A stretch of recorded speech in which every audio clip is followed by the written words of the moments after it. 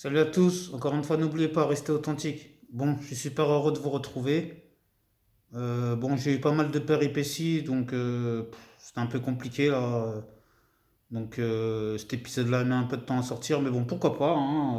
Donc ça fait 5 jours que j'ai pas sorti de nouvel épisode. Bon, tant mieux. Sur cet épisode-là, pour une fois, on va prendre un peu son temps, on va rester calme, on va rester posé, on va apprendre à mieux se connaître. On va arrêter de prendre le train d'aller à 100 à l'heure parce que moi ça me saoule ça et je préfère qu'on aille un petit peu mollo pour une fois, c'est pas grave. Par contre, restez bien s'il vous plaît du début à la fin parce que vous inquiétez pas, il y aura des choses intéressantes. Je perds pas le nord, je vais rester concentré sur notre sujet qui concerne évidemment un Papacito et son interview à VA+, le premier qu'il a donné il y a 8 mois. Vous connaissez déjà l'histoire. Et aujourd'hui, ça va concerner, comme je l'avais dit précédemment, ça va concerner Che Guevara. Et il y aura une petite partie sur Trotsky, mais qui en sera une sans en être une. Je vous expliquerai ça à la fin parce que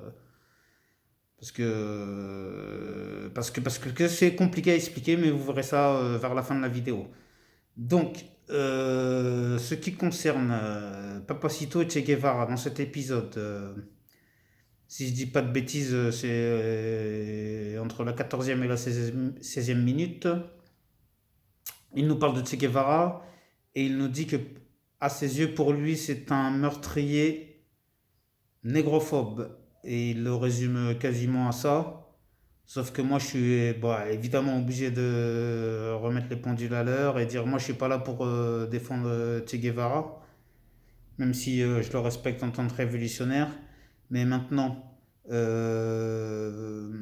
Guevara, en tant que révolutionnaire, justement, il a fait la révolution avec Fidel Castro en Amérique du Sud, à Cuba et dans d'autres pays d'Amérique du Sud. Je ne vais pas tous les citer, hein, on n'est pas là pour faire un cours d'histoire, mais vous pouvez vérifier mes dires. Hein, moi, avant de parler, je vérifie d'abord ce que je suis en train de raconter. Et lorsque Fidel Castro est arrivé au pouvoir, il a demandé à Che Guevara à Cuba d'être ministre. Hein. Donc Che Guevara était ministre pour le gouvernement cubain. Il a même travaillé gratuitement, oui, oui, oui, oui, oui, pour le peuple cubain. Et puis, il arrive un moment où Fidel Castro, certains diront que Fidel Castro a voulu un peu se débarrasser de lui en se disant qu'il pouvait lui faire de l'ombre ou qu'il était un petit peu incontrôlable.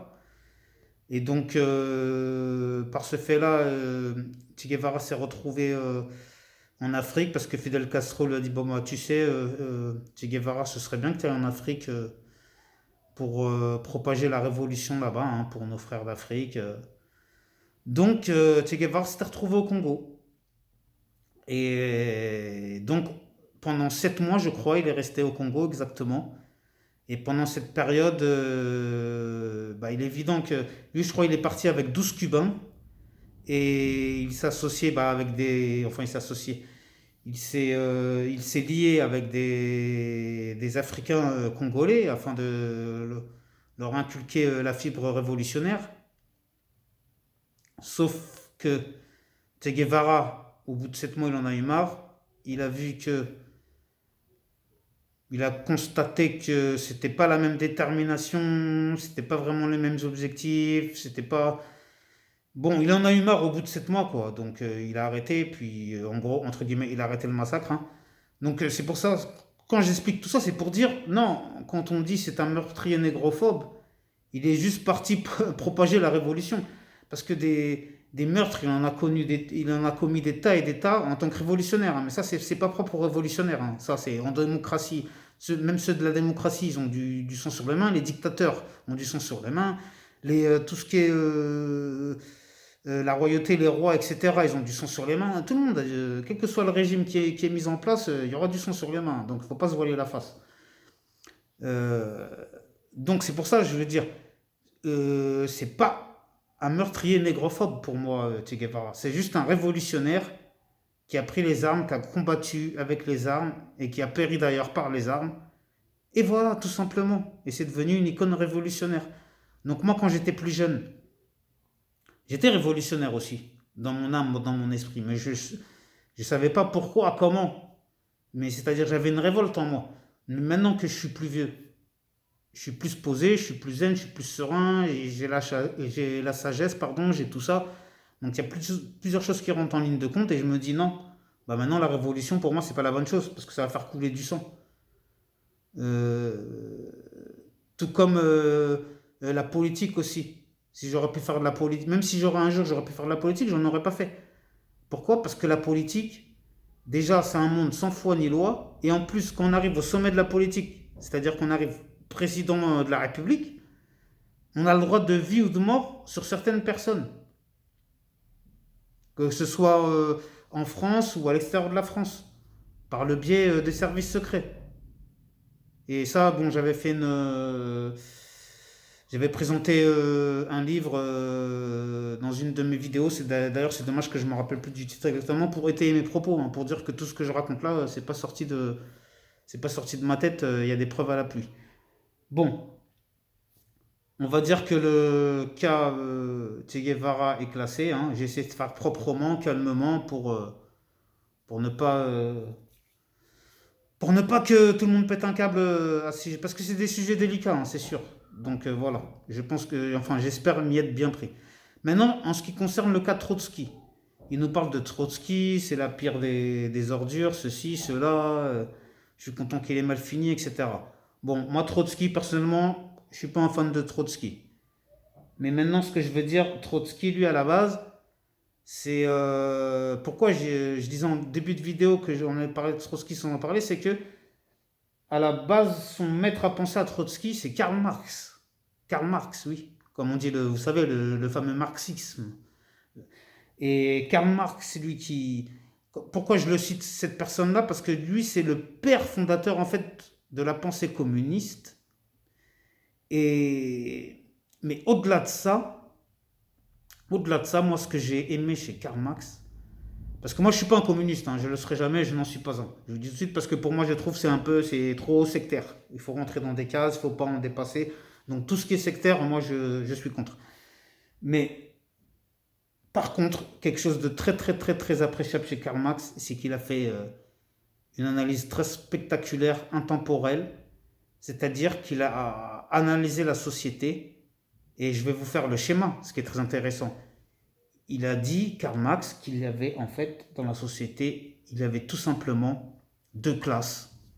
Je vais schématiser hein, grossièrement, hein, pas trop rentrer dans les détails, sinon vous allez péter un câble, ça va vous saouler. Il y a la classe d'en haut et il y a la classe d'en bas. En gros, qu'est-ce qui fait partie de la classe d'en haut?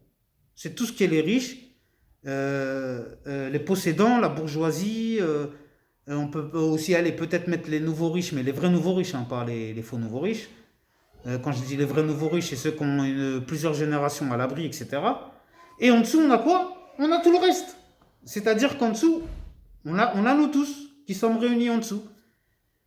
Et le problème, c'est que ceux qui font partie justement de la bourgeoisie font tout un tas de lois pour faire en sorte que ceux qui sont dans cette classe-là, là, d'en dessous, bah justement, restent dans la classe d'en dessous. Parce que comme on dit, en fait, on essaie tous de nous opposer les uns les autres.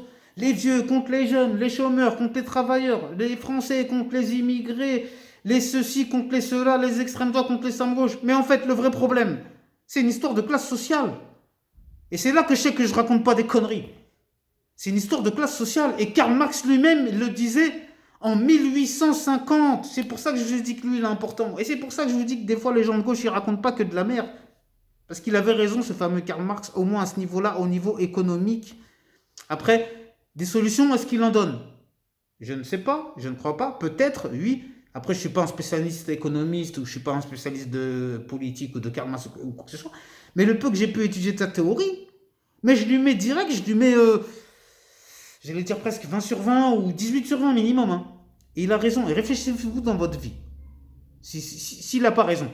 On a tous ceux qui sont en bas et tous ceux qui sont en haut. En vrai, il y a la classe moyenne et tout, la classe intermédiaire, elles n'existent pas. Ça, c'est des choses qu'on nous met dans notre tête et tout. Nous, on croit que, par exemple, on croit qu'il y a clochard, RSA, smicard, classe moyenne, cadre supérieur, et ensuite les riches. Non, non, non, non, détrompez-vous. Il y a les riches et il y a le reste. Et dans les riches, c'est les possédants, c'est-à-dire tous ceux qui sont au 440, etc., qui possèdent le 440. Il y a Bien sûr, il y a les gens de pouvoir, il y a la bourgeoisie qui sont là depuis des décennies et des décennies et des décennies et qui ont de l'argent à plus savoir quoi en faire, à presque à ne rien foutre. Bon, la plupart c'est des rentiers, mais après c'est pas grave, c'est bien, moi. Je suis pas jaloux, hein, je le souhaite à tout le monde. Mais justement, dans le monde, ceux qui sont en haut se disent que si tous ceux qui sont en bas rejoignent l'étage d'en haut, ça va être le bordel dans le monde. Même moi, quand j'étais petit, je me disais, mais pourquoi on ne donne pas de l'argent à tout le monde dans le monde, on pourrait. Bah non, ce serait un problème pas possible.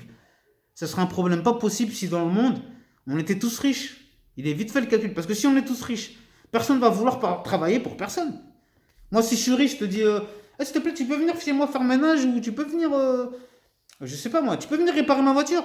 Tu vas me dire quoi, réparer ta voiture? Et tu me payes combien? Je vais dire, bah, je sais pas, moi, je te paye même 2000 euros. Je vais dire, mais pourquoi je vais venir? Je suis riche, et, etc., etc. Donc ça foutrait un bordel pas possible dans le monde. Donc en fait, voilà, c'est tout.